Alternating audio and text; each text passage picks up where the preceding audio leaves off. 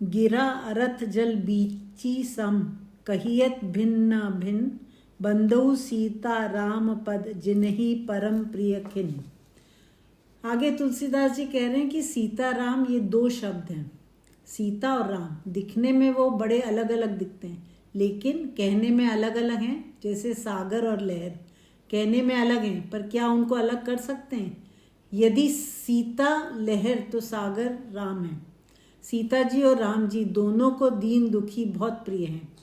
राक्षस जब लोगों को खा जाते थे तब राम जी ने ऐसा नहीं कहा कि मुझे क्या लेना देना, मैं क्यों जाऊं उनसे झगड़ा करने। आजकल कोई नहीं जाता दूसरे को बचाने के लिए, ये सोचकर कि जो सता रहा है उससे हम दुश्मनी मोल क्यों ले। बंदौ नाम राम रघुबर को, हेतु कृसानु भानु हिमकर को, विधि हरि हर में वेद प्राण सो, अगुण अनुपम गुण निधान सो। यहाँ तुलसीदास पहले ये जो नाम है राम उसकी वंदना कर रहे हैं और फिर कह रहे हैं कि राम कौन है, क्या ये दशरथ के पुत्र हैं या कोई और हैं। वो दशरथ के पुत्र राम की महिमा नहीं कर रहे, बल्कि वो जो नाम है राम उसकी वंदना कर रहे हैं। नाम महिमा क्या है? किसी भी धर्म का व्यक्ति हो वो परमात्मा को किसी न किसी नाम से तो पुकारता है। जैसे मुसलमान अल्लाह बुलाते हैं, क्रिश्चियन लोग यीशु या जीसस पुकारते हैं। वो जो सबसे शक्तिमान ईश्वर है उसको अलग अलग धर्मों ने अलग अलग नाम दिया है। उसी नाम की महिमा तुलसीदास जी कह रहे हैं। सब धर्म के लोग अपने उस नाम को ही बड़ा कहते हैं। रामकृष्ण परमहंस ने एक बार एक प्रयोग किया। उन्होंने संसार के प्रसिद्ध धर्म के रास्तों से जाकर उनके भगवान को देखना चाहा और आखिर में जब परमात्मा पाने की बात आती है तो उनको काली माँ का ही रूप दिखा। वो काली माँ की पूजा करते थे। तब उन्होंने अपने शिष्यों को बोला कि जब मैं अलग अलग रास्ते से गया तो मैंने देखा एक बड़ा सागर था और लोग उसके किनारे बैठे थे। पहला आदमी ये कह रहा था कि ये जल से मैं अपनी प्यास बुझाता हूँ। दूसरा कह रहा था अरे क्या कह रहे हो, ये तो पानी है, इससे ही अपनी प्यास बुझाता हूँ मैं। तीसरा कहता ये झूठ है, सिर्फ वाटर से ही सबकी प्यास बुझ सकती है। चौथा कहता है कि तुम तीनों बेवकूफ़ हो, ये आग से ही पूरी प्यास बुझती है। अब इस पर तो हंसी ही आएगी, क्या बेवकूफ़ी जैसी बात है। जो जल पानी वाटर और आग एक ही तो है।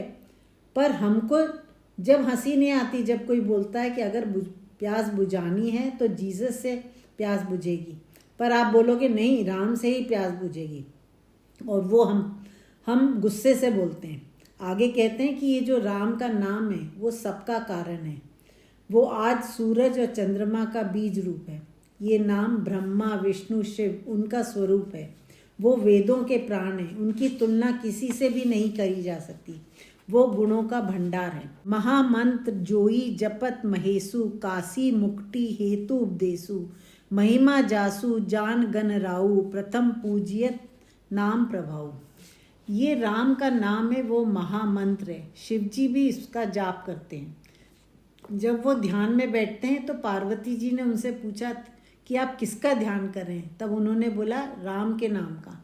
काशी या बनारस एक शहर है और वहाँ कहा जाता है कि अगर कोई वहाँ अपनी अंतिम सांस लेता है तो उसको मुक्ति मिल जाती है। शिव जी ने बताया कि जो काशी में मुक्ति मिलती है वो उस राम नाम के शब्द से ही मिल जाती है। राम की महिमा गणेश जी भी जानते हैं। वो राम जी के प्रभाव से ही सबसे पहले पूजे जाते हैं।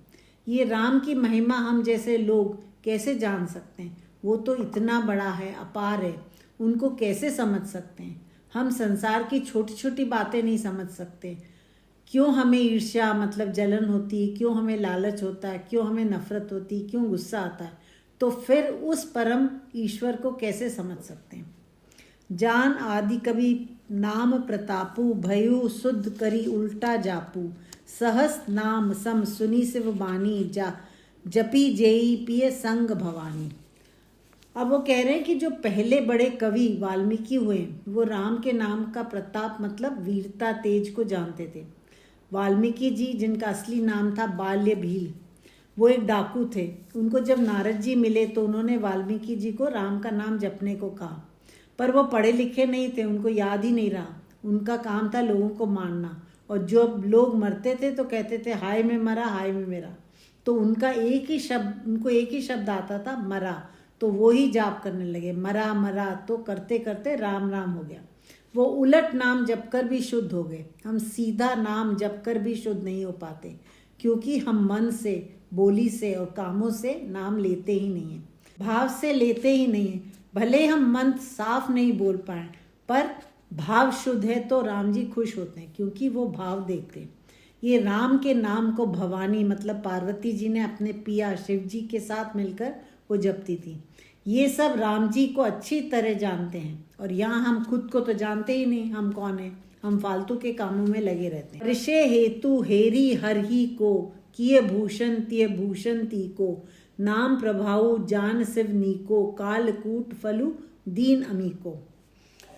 अब वो कहते हैं कि शिव जी ने जब देखा कि पार्वती जी भी राम का नाम जप रही हैं, इसका मतलब वो भी राम की महिमा जान गई हैं, तो वो खुश हो गए और उन्होंने उनको अपना गहना बना लिया, अपनी अर्धांगिनी के रूप में स्वीकार कर लिया। उन दोनों का अर्धनारीश्वर रूप है, आधे में आदमी शिव जी और आधे में स्त्री मतलब पार्वती जी। राम नाम की महिमा के कारण जो सागर का मंथन हुआ था, उसमें से जब विष निकला था, उस विष का नाम था कालकूट। वो दुनिया का सबसे भयंकर विष माना गया। अब ऐसा विष कौन पिएगा, तो शिव जी ने वो विष पी लिया, पर राम नाम की महिमा के कारण उन पर उसका कुछ भी असर नहीं हुआ। वो उनके गले में ही रहा और राम नाम की महिमा के कारण अमृत में बदल गया।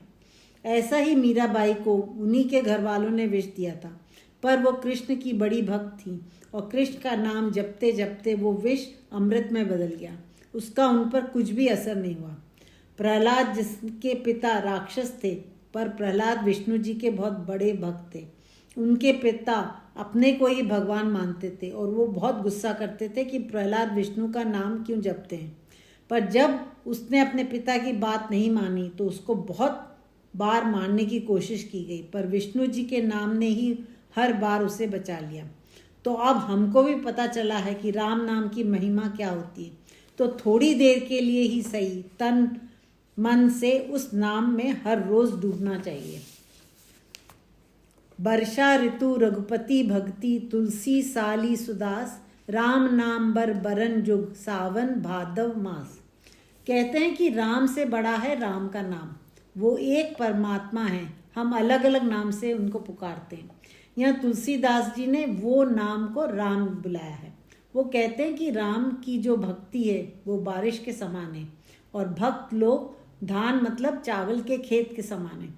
धान को पानी बहुत चाहिए अच्छी फसल होने के लिए। बारिश जब होती है तो धान खिलखिला उठते हैं। भक्त के ऊपर जब राम की भक्ति बारिश की समान गिरती है तो भक्त बहुत खुश हो जाते हैं। ऐसे लोगों में आनंद दिखाई देता है, जैसे मीरा झूम के नाचती थी। वो कह रहे हैं कि ये दो अक्षर रा और म, सावन भादों के महीने जैसे ये दोनों अक्षर बहुत मधुर हैं। ये उनको ही मधुर लगते हैं जो भक्ति में डूबे हुए हैं, बाकी लोगों को उस नाम से फर्क नहीं पड़ता। कुछ लोग नाम सुनते ही राम को बुरा भला भी बोलने लगेंगे। कहते हैं जिसको परमात्मा चाहता है उसको ही पुकारता है, तभी तुम उसका नाम ले सकते हो। आखर मधुर मनोहर दोऊ, बरन बिलोचन जन जिए जोऊ, सुमिरत सुलभ सुखद सब काहू, लोक लाहू पर लोक निबाहू। अब वो कह रहे हैं कि दो अक्षर हैं, वो पूरी वर्णमाला की आँख हैं। जैसे हमारा शरीर है, इसमें दो आँखों से हम पूरे शरीर को चलाते हैं। ये अक्षर इस लोक और परलोक दोनों में सुख देने वाले हैं। अगर आप इस नाम से जुड़ेंगे तो आप जीवन में दुखी नहीं होंगे। अगर आपके मन में कुछ पाने की इच्छा जगी और वो मिल गई तो उसकी कृपा, और अगर वो पूरी नहीं तो आप उसकी मर्जी समझकर बहुत दुखी नहीं होंगे। ये है फ़ायदा राम के नाम का।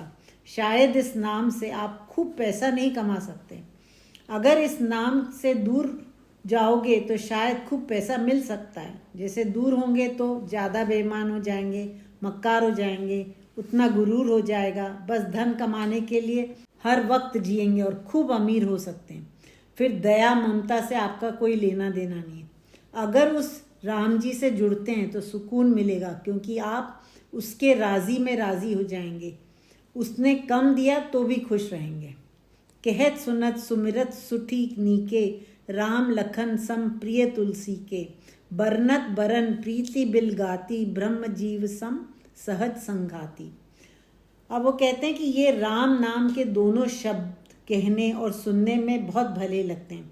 कोई मुसीबत आती है या नुकसान हो जाता है, तब ये दोनों शब्दों का ही हम सब सहारा लेते हैं। पर बहुत फ़ायदा हो गया या बहुत खुशियाँ मिल गई तो भूल जाते हैं इस नाम को और पार्टी की तैयारी करने लगते हैं। जब खुशियाँ मिलती हैं तो 2 मिनट आंख बंद करके भगवान से पूछें कि आपने मुझ में ऐसा कौन सा गुण देखा कि आपने इतनी खुशियाँ दे दी। थोड़ा दुख मिल जाए तो भगवान से लड़ने लगते हैं कि मैंने ऐसी क्या गलती की जो आपने ये सजा दी। नर नारायण सरिस सुभाता, जग पालक विशेषी जन त्राता, भक्ति सुति कल करण विभूषण, जग हित हेतु विमल विदु भूषण।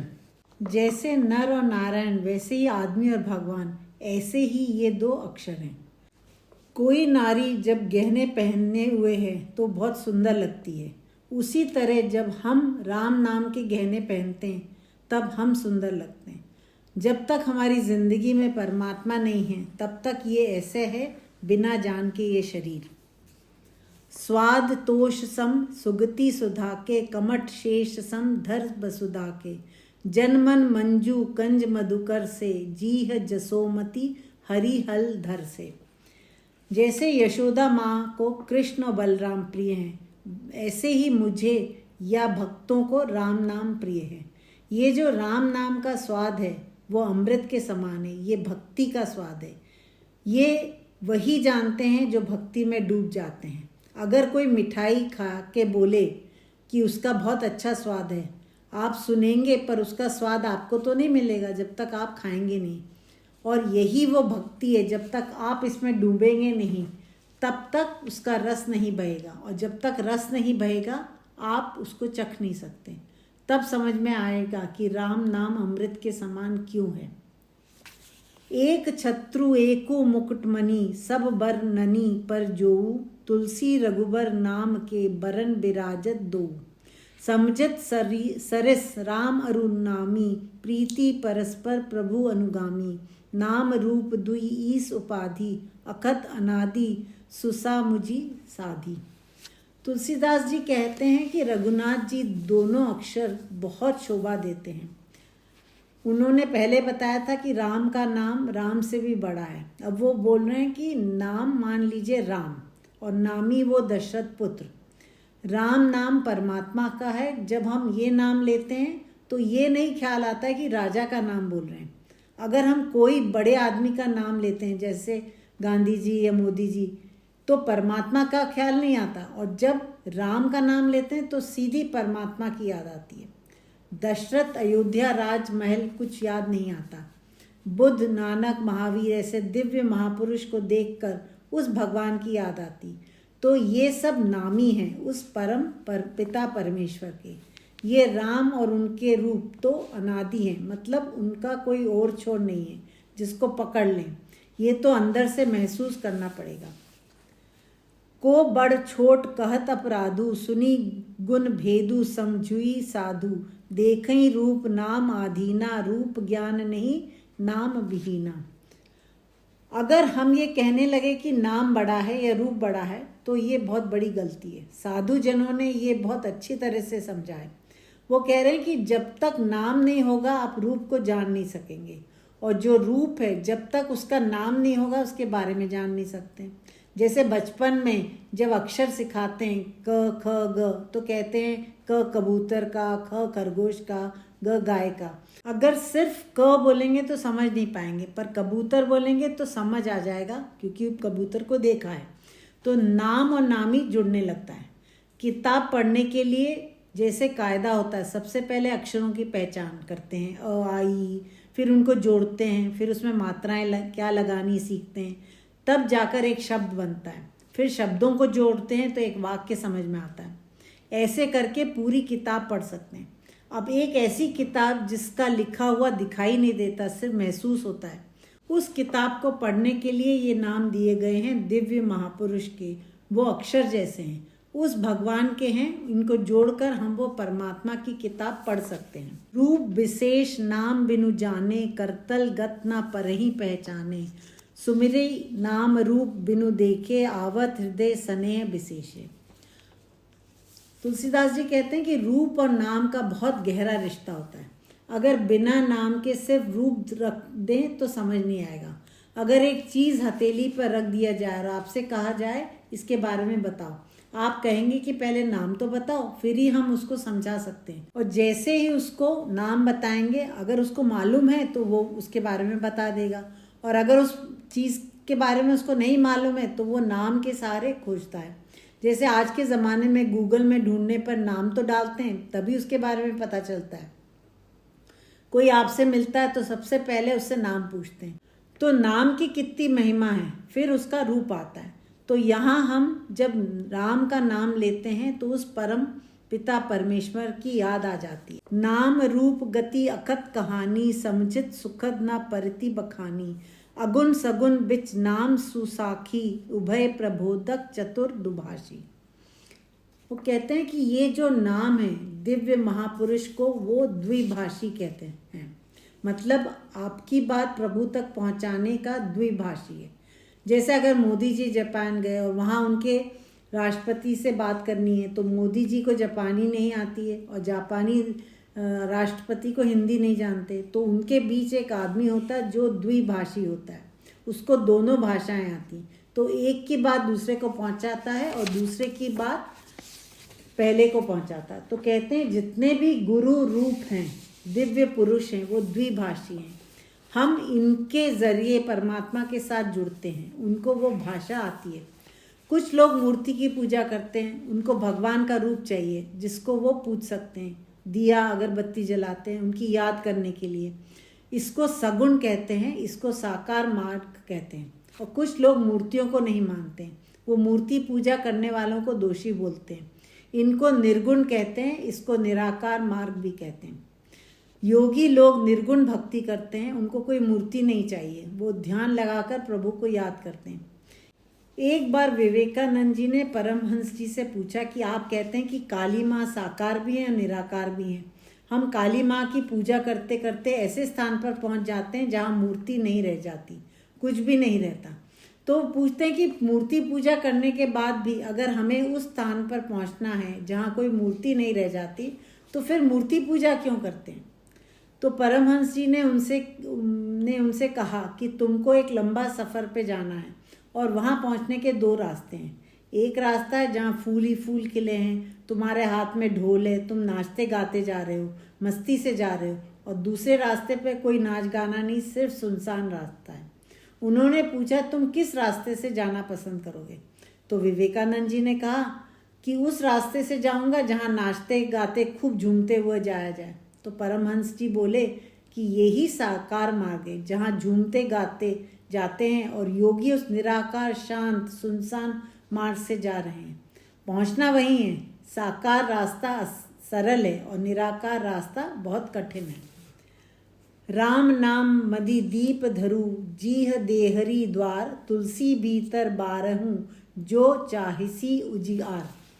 तुलसीदास जी कह रहे हैं कि अगर हम अपने जीवन में अंदर और बाहर उजाला चाहते हैं, अपने मुंह के दरवाजे पर जो हमारी जीभ रूपी दरवाजे की दहलीज है, उस पर राम नाम का दीपक जलाना चाहिए। मतलब अपनी जीभ जो मुंह के अंदर है उसको राम नाम बोलने के काम में लेना चाहिए। नाम जी है जपी जागही जोगी, बिरती बिरंची प्रपंच वियोगी, ब्रह्म सुख ही अनुभव ही अनूपा, अकत अनामय नाम न रूपा। अब वो बता रहे हैं कि अपनी जीभ और मुंह से राम का नाम कौन लोग जप सकते हैं? जो लोग योगी हैं और इस दुनिया के छल कपट लड़ाई झगड़ा झंझट को छोड़ चुके हैं, वैराग्य ले चुके हैं। वैराग्य मतलब उसको इन बातों में या चीज़ों से बाहर चले गए हैं, उसका मन साफ हो गया, वो ऐसा सब कुछ करने पर योगी हो गए हैं। उनकी जीभ पर जब राम का नाम आएगा उसको असली जपना कहते हैं। हमारा नाम जपना सिर्फ मुंह से बोलना है। कोई कहता है कि मैंने 1000 बार जप लिया, कोई लाखों बार जप कर, उस जपने से क्या हम राम से जुड़ते हैं? नानक जी जो सिखों के पहले गुरु थे, वे अनाज तोलते थे, तोलते समय गिनती कर रहे थे, 1 2 3 4 करते करते जब 13 पर पहुंचे तो 13 13 करते रह गए। सब कुछ 13 और भगवान से जुड़ गए। 13 बोलते ही ऐसा लगा जैसे आसमान से बिजली गिरी। वो उसके बाद उनकी सारी गिनती खत्म हो गई और वो 13 13 कहते भगवान से जुड़ गए। अगर हमने जीभ से नाम जपा और गिनती ही करते रहे कि कितनी बार जपा, तो वो तो बनिए की दुकान हो गई, वो मन से नहीं जुड़ेगा।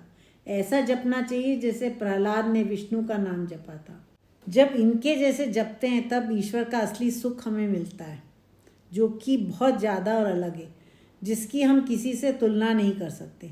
उस सुख को बखान नहीं किया जा सकता, ना उसका कोई नाम है ना रूप है, उसको समझा नहीं सकते। तो जब भी राम या कोई भी भगवान का नाम लें, संसार के प्रपंचों से दूर होकर लीजिए। छोटी सी कोशिश करनी चाहिए हम सबको। जाना चाही गूढ़ गति जेऊ, राम जिय जपी जानही तेऊ, साधक नाम जपही लय लाए, होई सिद्ध अनिमादिक पाए। अब वो कह रहे हैं कि जो परमात्मा की छुपी हुई शक्ति को जान गए हैं, वो इस नाम की शक्ति को भी जान गए। और इस नाम की बहुत बड़ी शक्ति है। बहुत सारे लोग ये कहते हैं कि हमारी इच्छा पूरी करने के लिए हम राम का नाम 5000 बार जपेंगे। इसको सकाम भक्ति कहते हैं। कोई इच्छा पूरी करने के लिए ये करते हैं। इस राम नाम के जाप से बहुत इच्छाएं पूरी हो सकती हैं। अगर अपनी जीभ से बार बार नाम जपते हैं तो ये सकाम भक्ति में नाम की शक्ति होती है। भगवान कृष्ण कहते हैं कि जो तुम मांगोगे मैं तुम्हें दूंगा, जो तुम बनना चाहते हो वो मैं तुम्हें बनाऊंगा।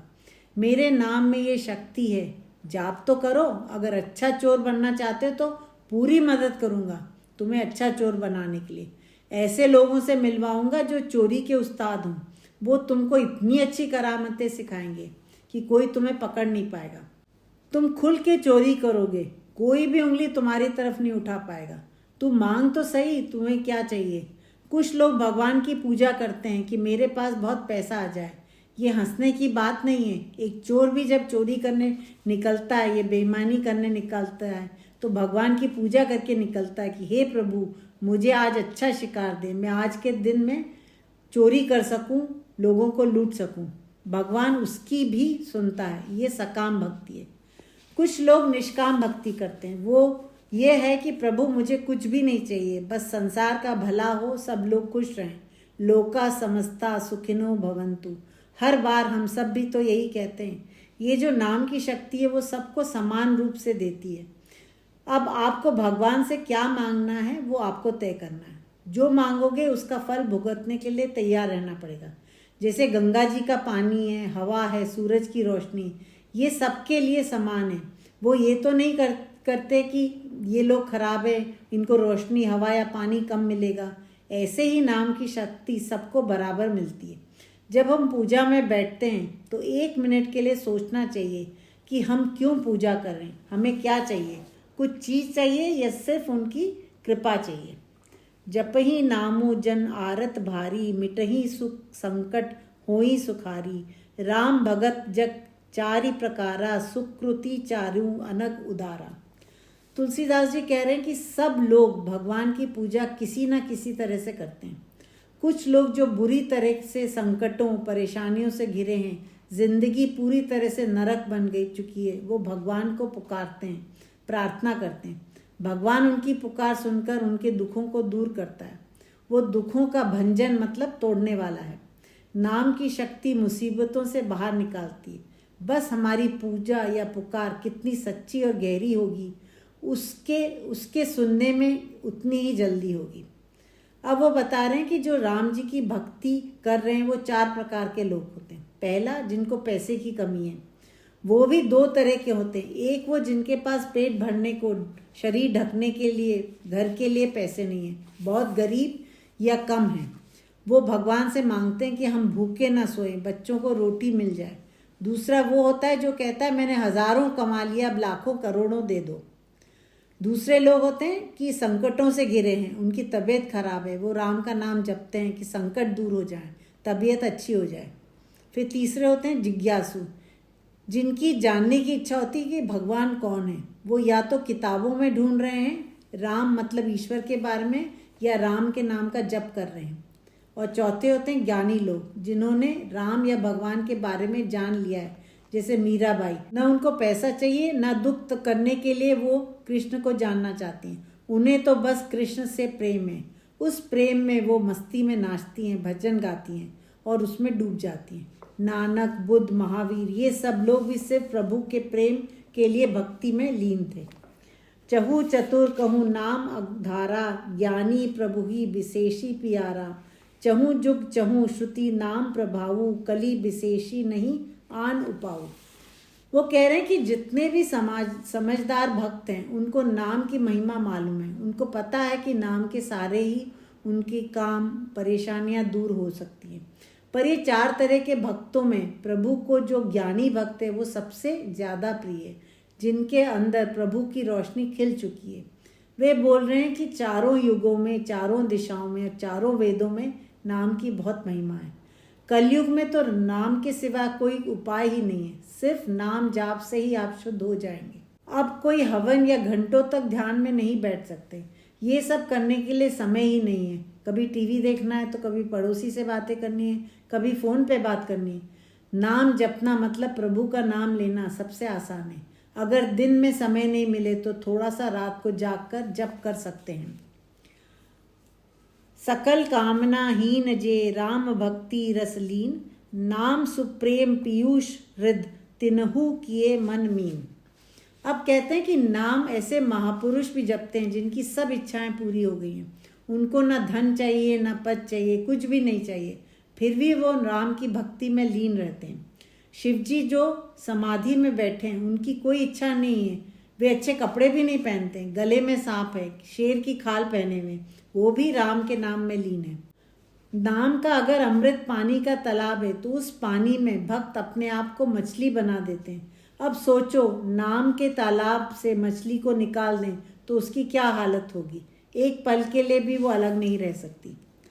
अगुण सगुण दुई ब्रह्म स्वरूपा, अखत अगाध अनादि अनूपा, मोरे मत बड़ नामो दुहूते, किए जे ही जुग निज बस निज बूते।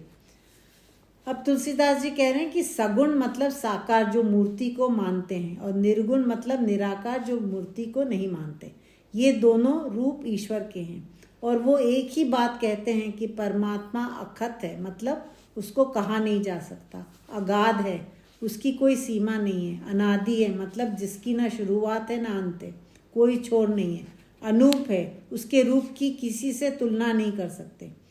अब तुलसीदास जी कहते हैं कि मैं दोनों सगुण और निर्गुण को जानता हूँ, पर मेरा मानना है कि इन दोनों से बड़ा है नाम का जाप करना। एक पंडित जी के पास एक ग्वालन दूध देने आती थी नदी पार करके। एक दिन वो नहीं आई। जब दूसरे दिन आई तो पंडित जी ने पूछा क्या हुआ, तो बोली कल नदी चढ़ी हुई थी, कोई नाव नहीं थी पार करने के लिए, तो इसलिए नहीं आ पाई। पंडित जी ने बोला अरे राम का नाम लेके पार कर देती, उस नाम से लोग संसार का सागर पार कर सकते। ग्वालिन बहुत भोली थी, उसने बात सुन ली। थोड़े दिन बाद नदी फिर चढ़ी हुई थी तो ग्वालिन ने राम जी का नाम लिया और नदी पार कर ली। वो जब पंडित जी के घर पहुंची तो उन्होंने पूछा आज कैसे आई, आज भी तो नदी चढ़ी हुई थी। ग्वालिन बोली आपने जो नाम का मंत्र दिया था उसको कहते कहते आ गई। पंडित जी तो भूल गए थे कि क्या बोला था, तो ग्वालिन ने बोला आपने ही तो कहा था कि राम राम कहने को, और मैंने कहा और मैंने पार कर लिया। तो अब पंडित जी को तो खुद ही विश्वास नहीं था, वो तो बस पंडित का काम करते थे। उन्होंने कहा कि झूठ बोल रही है, चल मैं देखता हूँ तुमने नदी कैसे पार की। जब वो दोनों नदी के किनारे गए तो ग्वालिन राम राम कहती हुई नदी के उस पार चली गई। तब पंडित जी ने सोचा कि मेरी तो पूरी जिंदगी निकल गई है राम राम कहते हुए, मैं तो ज़मीन पर भी अच्छी तरह से नहीं चल सकता। और फिर उन्होंने राम का नाम लिया और पानी में पैर रखा तो वो धड़ाम से नीचे गिर गए और डूबने लगे, झट से बाहर आ गए। ये जो राम का नाम लिया वो सिर्फ ऊपर से था। वो पंडित को ज्ञान था पर उनकी भक्ति में कमी थी, विश्वास में कमी थी। जबकि उस ग्वालन को पूरा विश्वास था, वो राम का नाम उसके मन से निकला था। प्रौढ़ी सुजन जनी जानही जन की, कहूँ प्रतीति प्रीति रुचि मन की, एक दारुगत देखी एकू, पावक सम जुग ब्रह्म विवेकु, उभय अगम जुग सुगम नामते, कहूँ नाम बड़ ब्रह्म रामते व्यापकु एकु ब्रह्म अविनाशी सत चेतन घन आनंद राशि। तुलसीदास जी कह रहे हैं कि जो परम ब्रह्म हैं दोनों सगुण और निर्गुण में समान रूप से हैं और वो दोनों रूप खुशी देते हैं, लेकिन इन दोनों से बड़ा है राम का नाम। जो सज्जन लोग हैं वो ये ना समझे कि मैं जिद करके बोल रहा हूँ कि उसका नाम सबसे बड़ा है, ये मैं अपने मन के प्रेम विश्वास और गहराइयों से बोल रहा हूँ।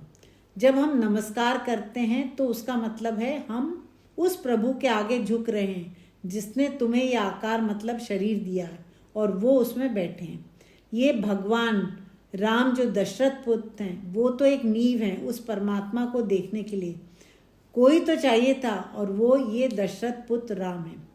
अब वो कह रहे हैं कि लकड़ी में आग है, आप किसी से कहो जिसने कभी माचिस नहीं देखी, आदिवासी लोग, उसको एक तीली दिखा और उससे कहो कि इसमें आग छिपी है, तो वो बोलेगा क्यों बेवकूफ़ बना रहे हो, वो बोलेगा ये तो सिर्फ लकड़ी है।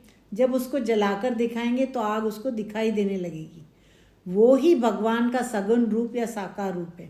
पहले उस लकड़ी में आग या परमात्मा थे पर दिखाई नहीं देते थे, अब वो दिख रहे हैं आग के रूप में। जब लकड़ी में छिपी हुई है तो वो निर्गुण है या निराकार रूप है। अस प्रभु हृदय अछत अभिकारी सकल जीव जग दीन दुखारी नाम निरूपण नाम जतनते सोऊ प्रगटत जिमी मोल रतनते। वो कह रहे हैं कि उस परमात्मा की सब पूजा कर रहे हैं फिर भी लोग दुखी हैं। लोग ज़्यादातर डर के कारण पूछते हैं, कोई प्रेम से नहीं करता, पर जो नाम को जान लेते हैं उस परमात्मा की शक्ति भी जान लेते हैं। जैसे आपके पास एक हीरे का टुकड़ा है जो बिल्कुल पत्थर जैसा दिखता है, आप उसको किसी को दिखाएं तो वो बोलेगा कि शायद 50-60 रुपये का होगा, और कोई जौहरी को बताएंगे तो वो कहेगा 2 लाख रुपये। वो ही पत्थर था, एक ने 50-60 रुपये बोला, दूसरे ने 2 लाख बोला। ये अंतर क्यों है? क्योंकि जौहरी को उसका ज्ञान है। ऐसे ही एक राम जी का फोटो है, वो साधारण आदमी के लिए एक फ़ोटो ही है, पर जिसको राम जी की समझ है उसके लिए वो फ़ोटो बहुत कीमती है। ये संसार के जितने भी महापुरुष हैं वो सब हीरे ही हैं, वो नाम में डूबे हुए हैं। हम जिस भी देवता को मानते हैं उनको देखकर अभी दिल धड़कता नहीं है।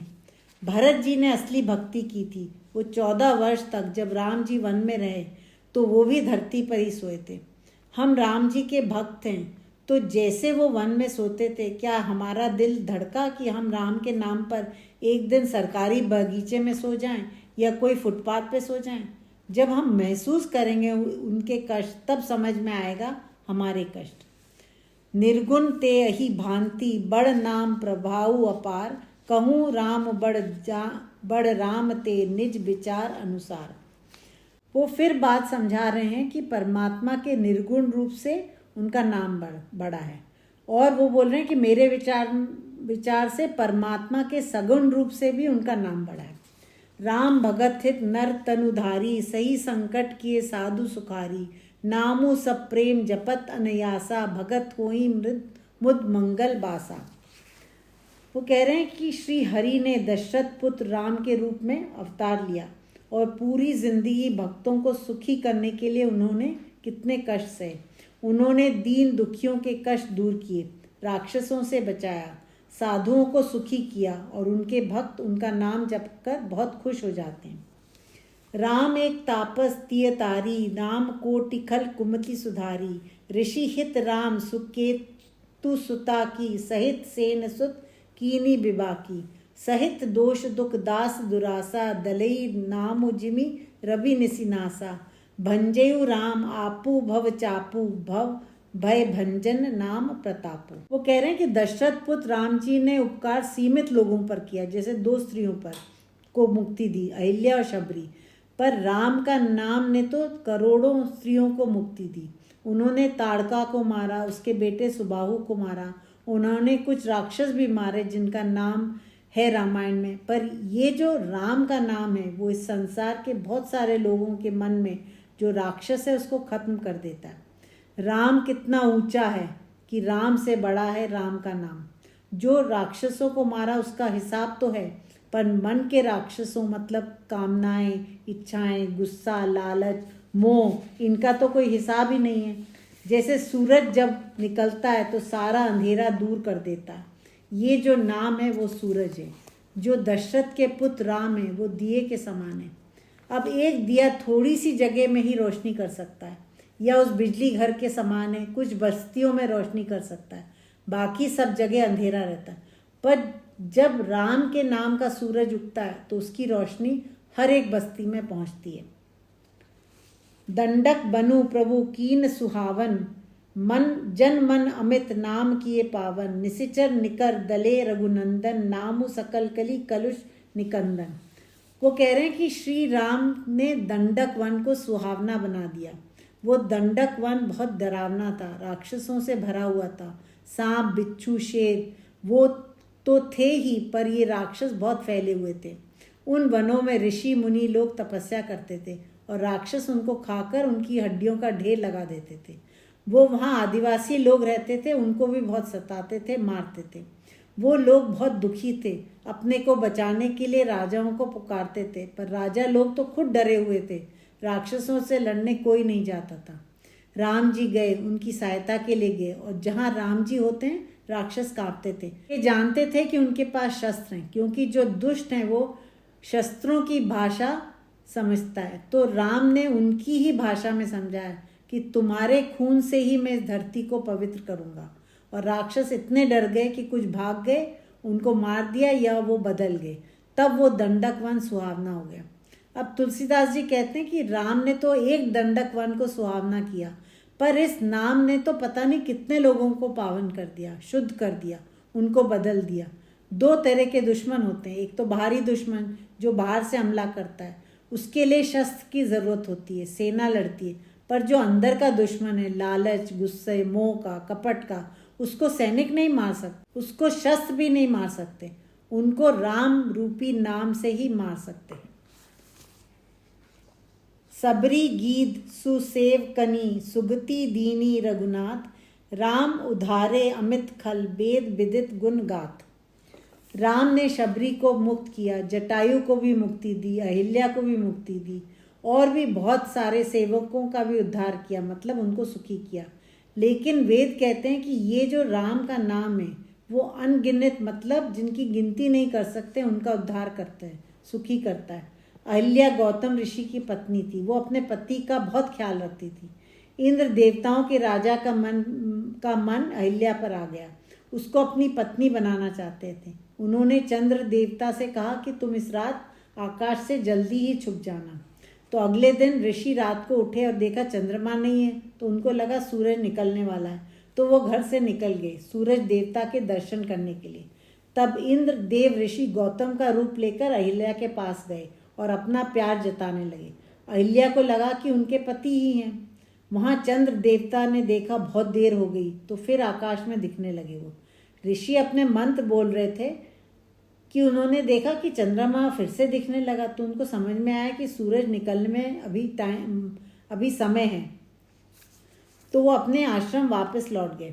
वहाँ पहुंचकर देखा कि अहिल्या एक दूसरे ऋषि जिनका रूप उनके जैसा ही था उसके साथ बैठी है। तो उन्हें बहुत गुस्सा आया और उन्होंने वो दूसरे ऋषि को अपना रूप दिखाने को कहा।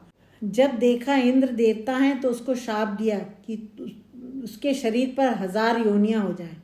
तब इंद्र ने बहुत माफ़ी मांगी। तब ऋषि ने बोला कि योनियों की जगह तुम्हारी 1000 आंखें हो जाएंगी। अहिल्या पर पवित्र नहीं रही थी और ऋषि गौतम बहुत गुस्से में थे, तो उसको शाप दिया कि वो पत्थर बन जाए, और अहिल्या पत्थर बन गई। पत्थर बनकर उसने फिर बहुत माफ़ी मांगी और कि उस श्राप से उसको कैसे मुक्ति मिले, उसका उपाय ऋषि से पूछा। तब ऋषि को बुरा लगा और उन्होंने कहा कि अब अपना श्राप मैं वापस नहीं ले सकता। अगर तुम निर्दोष हो तो विष्णु जी के राम अवतार में तुमको वो श्राप से मुक्त दिलाएंगे। अहिल्या सालों सालों तक इंतज़ार करती रही, और जब राम जी वहाँ पहुँचे तब उन्होंने अपने पाँव की रज उस शिला पे डाली और फिर अहिल्या जिंदा हो गई। राम सुकंठ विभीषण दोऊ, राखे सरन जान सबु कोऊ, नाम गरीब अनेक नेवाजे, लोग बेद बर बिरिद बिराजे। राम जी ने दोनों सुग्रीव और विभीषण की सहायता की, अपनी शरण में ले लिया, ये सारा संसार जानता। पर उनके राम के नाम ने कितने गरीब नवाज, मतलब दीन दुखियों लोगों की सहायता की, उनको अपनी शरण में लिया, कृपा की। ये बात वेद अच्छी तरह से समझाते हैं। ये बात को समझना है तो जो भी नाम की हम भक्ति करते हैं उसमें कोशिश करके थोड़ी देर बैठकर डूब जाएं। उस समय कुछ और ना सोचें, बस या तो नाम का जाप करें या याद करें। ये कोशिश है बार बार पुकारना, जैसे परमात्मा का दरवाज़ा बार बार खटखटाना। पता नहीं कब उनके कान में हमारी पुकार पहुंच जाए और वो अपना दरवाज़ा खोल दें। हम जब बार बार नाम पुकारेंगे तो वो बहरे नहीं हैं, वो देख रहे हैं, वो सोए भी नहीं हैं। हमारी पहली बार की पुकार भी वो बराबर सुन रहे हैं, पर उनको इंतज़ार है कि हमारा मन कब साफ हो जाए। राम भालू कपि कटकु बटोरा, सेतु हेतु श्रमु कीन न थोरा। नामु लेत भव सिंधु सुखाई, कहूँ विचारू सुजन मन माही। तुलसीदास जी नाम की ही महिमा समझा रहे हैं। ज्ञानी लोग ये कहानी सुने और खुद सोचें कि राम जी बड़े हैं या उनका नाम बड़ा है। राम जी ने बंदरों भालुओं की एक बहुत बड़ी सेना इकट्ठा की, जिन्होंने लंका जाने के लिए पुल बनाया, बहुत मेहनत की, पर वो सागर पार ही नहीं कर पा रहे थे। तब राम जी का नाम लेते ही वो सागर सूख गया। और वो कैसे किया? उन सब ने पत्थरों पर राम का नाम लिखकर सागर में डाले। बहुत भारी भारी पत्थर भी तैरने लगे। राम जी ने हनुमान जी से पूछा था, इतना बड़ा काम तुम सब कर रहे हो तो इतने बड़े पत्थर डाल रहे हो, बहुत मुश्किल काम है। हनुमान जी बोले, ये तो बहुत आसान है, हम बस पत्थर पे राम का नाम लिखते हैं और वो तैरने लगते हैं। अब ये तो कोई अजीब बात है कि नाम लिखने से वो तैरने लगे। अब जब राम का नाम लिखा तो वो पत्थर हल्का हो गया। हर पत्थर को लगा कि वो राम जी की सेवा कर रहा है। जैसे एक स्त्री ने एक बार अपने गुरुजी को बताया कि जब भी मेहमान घर में आते हैं तो मुझे बहुत टेंशन होता है, मेरे हाथ पांव फूल जाते हैं, भारी लगने लगता है। तो गुरुजी ने पूछा कि कोई मंदिर से जुड़ी हो? तो वो बोली, हमारे घर के पास मंदिर है, मैं वहाँ बराबर जाती हूँ। जब भंडारा होता है तो वहाँ मैं रोटियाँ बनाती हूँ। तो गुरुजी ने पूछा, कितनी रोटियाँ बना लेती हूँ? तो वो बोली, कोई गिनती नहीं करती हूँ, 100-200 बना लेती हूँ। गुरुजी ने पूछा, वहाँ कुछ टेंशन नहीं होता, भारीपन नहीं लगता? तो उस स्त्री ने कहा कि नहीं, बिल्कुल नहीं होता, वो तो भगवान का काम है। अब यहाँ ये समझिए, घर में मेहमान के लिए रोटी बनाना भारी लगता है, पर मंदिर में नहीं लगता, क्योंकि वहाँ प्रभु का नाम जुड़ गया। वो नाम की महिमा ने उसकी सारी थकान मिटा दी, उसके मन को बहुत खुश कर दिया। अगर उसने उसी प्रभु के नाम को मेहमानों के साथ जोड़ लिया होता तो उसे वही सुख मिल जाता और भारीपन नहीं लगता। राम सकुल रन रावनु मारा, सिय सहित निज पुर पगुधारा। राजा रामो अवध रजधानी, गावत गुण सुर मुनि बर बानी। सेवक सुमिरत राम प्रतीति, बिनु श्रम प्रबल मोह दलु जीती। फिरत स्नेह मगन सुख अपने, नाम प्रसाद सोच नहीं सपने। अब तुलसीदास जी कह रहे हैं कि रावण को उसके पूरे परिवार के साथ मार दिया, सीता के साथ अपने राज्य में लौट गए। वो जब अपनी राजधानी में वापस आए तब देवता और मुनि सब ने उनका गुणगान किया, सब लोग सुखी हो गए। भक्त लोग कहते हैं कि राम को अपने नगर वासियों को खुश करने के लिए कितनी मेहनत करनी पड़ी। रावण को मारा, सीता को लेकर वापस आए, तब नगर वासियों ने दिवाली मनाई। पर जो राम के प्रेमी होते हैं उनको इतनी मेहनत नहीं करनी पड़ती, बस वो राम नाम को जपते हैं और ऐसा करने से उनके भीतर के सारे राक्षस मर जाते हैं, मन पवित्र हो जाता है। वो अपने मन में नाम की दिवाली ही मनाने लगते हैं। बस अपने भीतर राम का और ज्ञान का दिया जलाना है। ब्रह्म राम ते नामु बड़, बरदायक बरदानी। रामचरित सतकोटि मह, लिय महेश जिय जानी। फिर वो कह रहे हैं कि जो सगुण और निर्गुण राम है उससे भी बड़ा राम का नाम है। जैसे कहते हैं, राजाओं के भी राजा महाराज। जो बड़े बड़े संत मुनि वरदान देते हैं उनको भी वरदान देने वाला ये नाम है। राम मतलब परमात्मा, उनके करोड़ों अवतार हैं। उनका नाम कितने कितने रूपों में आकर यहाँ प्रकट हुआ है। तब शिवजी ने बहुत ध्यान से सोचा कि अब सबको मुझे एक नाम देना है, तो क्या नाम दूँ? तब उन्होंने एक शब्द चुना, वो है राम। इस राम नाम का ही शिव जी जाप करते हैं। जितने भी ऋषि मुनि हुए उन सब ने राम नाम की महिमा को ही गाया है। कृष्ण भक्त भी हो जैसे मीरा, उन्होंने भी राम नाम को गाया है। पायो जी मैंने तो राम रतन धन पायो। अगर एक बहुत बड़ा पेड़ है तो समझ लो उसका बीज राम है, वो बीज मंत्र है। नाम प्रसाद शंभु अविनाशी, साजु अमंगल मंगल राशि। सुख सनकादि सिद्ध मुनि जोगी, नाम प्रसाद ब्रह्म सुख भोगी। वो कह रहे हैं कि शिव जी उनको अविनाशी कहा गया है इस राम नाम के प्रसाद के कारण ही। शिव जी का सारा साज और वेश सब अमंगल जैसा है, मतलब उन चीज़ों से जुड़ा है जिसको संसार अशुभ मानता है, उससे बचता है, भागता है, डरता है। हम और आप तो बहुत अच्छा पाउडर लगाते हैं और शिव जी शमशान की राख या भस्म लगाते हैं, शेर की खाल पहनते हैं, गले में सांप है। ये सब हम पहन सकते हैं क्या? और उनके साथ उनकी बारात है भूत पिशाच प्रेत, अजीब अजीब से लोग जिनको देखकर हमारे होश उड़ जाएंगे। इतने सारी अमंगल चीज़ें उनसे जुड़ी हैं, फिर भी वो शुभ के राशि हैं। शिव का मतलब ही शुभ है। वे भगवान शिव शुभ का देने वाले हैं और उनके साथ नाम की महिमा जुड़ी है। राम जी ने भगवान शिव की पूजा की थी जब वो रावण से युद्ध करने जा रहे थे। रावण बहुत बड़ा शिव भक्त था। जितने भी सिद्ध मुनि और योगी थे वो नाम की समाधि में जब बैठते हैं तो जो उनको सुख मिलता है और वो उसको प्रसाद समझकर खूब लेते हैं। नारद जानेऊ नाम प्रतापु, जग प्रिय हरि हरि हर प्रिय आपू। नामु जपत प्रभु कीन प्रसादु, भगत शिरोमणि भे प्रहलादु। वो कह रहे हैं कि इस नाम की महिमा को नारद जी ने समझा। कितनी सारी कथाएं और फिल्मों में देखा है कि नारद जी एक तारा, मतलब उस बाजे में जिसमें एक ही तार होता है, उसको बजाकर नारद जी नारायण नारायण कहते हैं और हरि की महिमा गाते फिरते हैं। हरि मतलब विष्णु जी, जिनको सारा संसार प्यार करता है, और भगवान हरि को सबसे ज़्यादा भगवान हर मतलब शिव प्यार करते हैं। तुलसीदास जी कह रहे हैं कि भगवान विष्णु और भगवान शिव को नारद जी प्रिय हैं क्योंकि वो हर समय नाम की धुन में रहते हैं, उसमें डूबे रहते हैं। हम तो 5 मिनट नाम लेते हैं और जैसे दफ्तर में हाजिरी लगा दी। नाम ऐसे जपना चाहिए जैसे भक्त प्रहलाद ने जपा था। ध्रुव सगलानी जपेयु हरि नाऊ, पायु अचल अनुपम ठाऊ। सुमरी पवन सुत पावन नामू, अपने बस करी राखे रामू। ध्रुव जी ने श्री हरि का नाम जप के सारे संसार में एक बहुत बड़ी और अटल जगह पाली। अब कह रहे हैं कि पवन सुत हनुमान जी ने उस नाम का निरंतर मतलब हमेशा जाप करके भगवान राम को अपने वश में रखा है। उसी प्रकार से भक्त प्रहलाद ने किया, ध्रुव ने किया, नारद ने किया, तो हम भी कर सकते हैं। कोई भी काम कर रहे हैं, खाना खा रहे हैं, खाना बना रहे हैं, चल रहे हैं, तब राम का जाप कर सकते हैं। अपितु अजामिलु गजु कनिनकाऊ, भय मुकुट हरि नाम प्रभाऊ। कहो कहाँ लगी नाम बड़ाई, रामू न सकई राम गुण गाई। वो कह रहे हैं कि नाम की महिमा तो राम खुद भी नहीं कर सकते।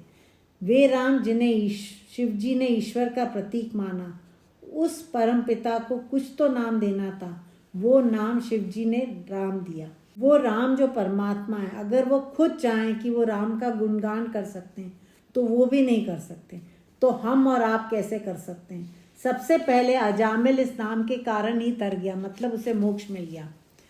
अजामिल एक ब्राह्मण था, बहुत पढ़ा लिखा था, उसका अच्छा परिवार था। एक दिन वो जंगल से लौट रहा था, उसने देखा एक आदमी एक वेश्या के साथ मज़ा कर रहा है। उसको देखकर उसका मन भी बहक गया। घर आया पर उसका मन उस वेश्या की ओर ही लगा रहा और आखिर उस वेश्या के पास वो पहुंच गया। उसके बाद उसकी सारी भक्ति, सारा पूजा पाठ सब छूट गया। उसने अपने परिवार की ओर देखना बंद कर दिया और अपना सारा धन उस वेश्या और उसके परिवार पर लुटा दिया। फिर वो अपने घर भी नहीं जाता था और उसी वेश्या के पास रहने लगा और उसके साथ उसके 10 पुत्र हुए। जब उसका 10वां पुत्र हुआ तो एक सन्यासी उसके घर आया। अजामिल चाहता था कि उसे भगा दे। वो अब साधु सन्यासियों से बहुत चिढ़ने लगा था, लेकिन पहले वो अच्छा था तो उसके मन में थोड़े से गुण बाकी थे, इसलिए उसने उसको बिठाया, खाना खिलाया। उसके बाद उसने कहा कि हमारे पास आपको देने के लिए कोई पैसा नहीं है। कोई भी संत को खाना खिलाते हैं तो उनको दक्षिणा देना चाहिए, नहीं तो पूरा काम बेकार हो जाता है। तो फिर साधु ने कहा, अच्छा तुमसे एक विनती है कि तुम्हारे 10वें पुत्र का नाम नारायण रख दो। उसने कहा ठीक है। समय निकलता रहा और अजामिल बहुत बूढ़ा हो गया। वो सबसे ज़्यादा अपने 10वें पुत्र नारायण को चाहता था। जब वो मरने लगा तो यमदूत उसको लेने आए। तब उसको वो 10वां पुत्र कहीं दिखाई नहीं दे रहा था। तब उसने अपने दिल से पुकारा, नारायण नारायण। ऐसी उसकी पुकार थी कि वो श्री हरि तक पहुंच गई, जो क्षीर सागर में सो रहे थे। विष्णु जी जल्दी उठकर जाने लगे तो लक्ष्मी जी ने कहा कि वो आपको नहीं पुकार रहा है, अपने पुत्र को पुकार रहा है। तो श्री हरि ने कहा कि उसकी पुकार में वो दर्द है, प्रेम है, और नाम तो मेरा ही है, तो मुझे ही उसको मुक्ति देनी ही होगी। पहले ज़माने में बच्चों के नाम ईश्वर पर ही रखे जाते थे। आजकल हम पप्पू, बब्बू, टिनकी, बबली रख देते हैं, जिनका ना कोई मतलब है और ना फ़ायदा। हाँ, लोग ये भी नहीं सोचते कि अगर अजामिल के एक बार नारायण पुकारने से उसे मुक्ति मिल गई। उसकी पुकार दिल की गहराई से निकली थी, उसमें वो तड़प थी। वो तड़प, वो प्रेम हमारी पुकार में है क्या? जिसने अपने जीवन में इतने बुरे काम किए, अंत में उसको भी उस नाम की शक्ति से मुक्ति मिल गई। भगवान के 2 सिपाही थे, उनका नाम था जय विजय। उन दोनों में लड़ाई हो गई किसी बात पर। तो भगवान ने एक को मगरमच्छ होने का शाप दे दिया और दूसरे को हाथी होने का, और उनको कहा कि धरती पर जाओ। हाथी जब एक दिन तालाब में पानी पीने गया तो उस मगरमच्छ ने उसका पाँव पकड़ लिया और उसको खाने ही वाला था, क्योंकि पहले से दुश्मनी चली आ रही थी। तब उस हाथी ने अपनी रक्षा के लिए श्री हरि को अपने दिल की गहराइयों से पुकारा। तो उसकी पुकार सुनकर वो आए और अपने सुदर्शन चक्र से उस मगरमच्छ का सिर काट दिया और हाथी को बचा दिया। भगवान बुद्ध का एक भिक्षु एक राज नर्तकी के घर के आगे से निकलता था। भिक्षा लेकर वहीं से निकलता था। वो राज नर्तकी उसे देखती थी और सोचती थी कि कितना सुंदर है, काश ये मेरा मेहमान बन जाए, पर उसकी हिम्मत नहीं होती थी उसको बुलाने की। लेकिन उसकी वो इच्छा उसके मन की गहराइयों से निकली थी। एक दिन बहुत हिम्मत करके उसने अपनी दासी को भेजा उस भिक्षुक को बुलाने को, उसका मेहमान बनने को। भिक्षुक से जब पूछा तो उसने कहा, मैं अपने गुरु से पूछकर बता दूंगा। जब वो भिक्षु भगवान बुद्ध से पूछते हैं तो उसको वो इजाज़त दे देते थे। भगवान बुद्ध के दूसरे शिष्यों को ये पसंद नहीं आता कि उस वेश्या के पास वो जाएगा, पर गुरु ने उन शिष्यों से कुछ नहीं कहा। वो राज नर्तकी के पास जाता है। वो उसका बहुत आदर सत्कार करती है और वो वहीं रहने लगता है। दूसरे शिष्यों को जलन होती है और वो आकर गुरु को शिकायत करते हैं कि फिर भी भगवान बुद्ध कुछ नहीं बोलते, चुप रहते हैं। कुछ दिन बाद भिक्षु लौटता है और उसके पीछे पीछे वो राज नर्तकी भी आती है। अपना पूरा गंदा जीवन छोड़कर वो संन्यास ले लेती। तब भगवान बुद्ध कहते हैं कि सत्संग ने उस नर्तकी के अंदर रोशनी फैला दी। अगर कोई आदमी नाम की गहराई में डूबा हुआ है और अगर हम उसका संग करते हैं तो उसका रंग हम पर भी चढ़ सकता है। इसी को नाम की महिमा कहते हैं। नाम राम को कल्प तरु कली कल्याण निवासु, जो सिमरत भयो भांगते तुलसी तुलसी दासु। अब वो कह रहे हैं कि मैं कहाँ तक इस नाम की बड़ाई करूँ। ये तो कल्प तरु है। कल्प तरु स्वर्ग में एक तरह का पेड़ है, उसके नीचे बैठकर जो भी मांगेंगे उसको वो मिल जाता है। ऐसे ही ये भगवान का नाम कलयुग में कल्प तरु के समान है। अगर आपको भक्ति करनी है या मुक्ति चाहिए तो नाम ही कल्प तरु है। कलयुग में लोग कहते हैं कि सांस लेने या मरने का भी समय नहीं है, काम कितने हैं, पर उन कामों के बीच में नाम को याद कर सकते हैं। अब वो कह रहे हैं कि उसी नाम के कारण मेरा नाम तुलसी है। मैं तो भांग का पौधा था, याद है उनकी पत्नी की तरफ कितना प्रेम था उनको।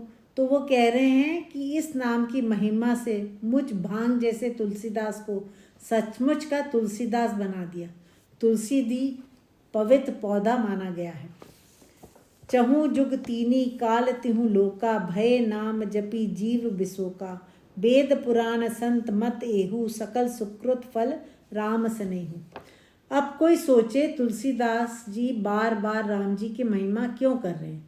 जैसे सिगरेट, शराब या गुटखा पर सरकार बार बार चेतावनी देती है कि उसके कितने नुकसान हैं। पैकेट पर लिखती है, पेपर में लिखा होता है, सिनेमा घर में दिखाया जाता है। अब ऐसा क्यों? सरकार जनता की परवाह करती है तो बताती है ये धर्म है सरकार का और वो निभाती है। और सबसे बड़ी सरकार तो उस परम पिता भगवान की है, तो वो सरकार भी हमारा ध्यान रखती है। तो उस सरकार अपने भक्तों द्वारा हमको बार बार बताते हैं कि ये जो राम का नाम है उसकी महिमा कितनी है, उसके लाभ बताते हैं। हम कुछ भी चीज़ लेना चाहते हैं तो सबसे पहले देखते हैं कि उसमें फ़ायदा है या नुकसान कितना है। जब हमको समझ में आ जाता है कि इसमें फ़ायदा ही फ़ायदा है, तभी हम उसको लेते हैं या उसकी ओर कदम बढ़ाते हैं। तुलसीदास जी कहते हैं कि चारों युग मतलब सतयुग, त्रेता युग, द्वापर युग और कल युग, और तीनों काल मतलब भूतकाल जो बीत गया, वर्तमान और भविष्यकाल में ये बात सबने माना है कि जिस जिस जीव ने उसका नाम लिया है, कोई भी योनि का हो, उसके सारे दुख दूर हो जाते हैं। सब संतों का, वेदों का, पुराणों का यही कहना है, और सब पुण्यों का फल है कि हमारे मन में राम के प्रति प्रेम हो जाए।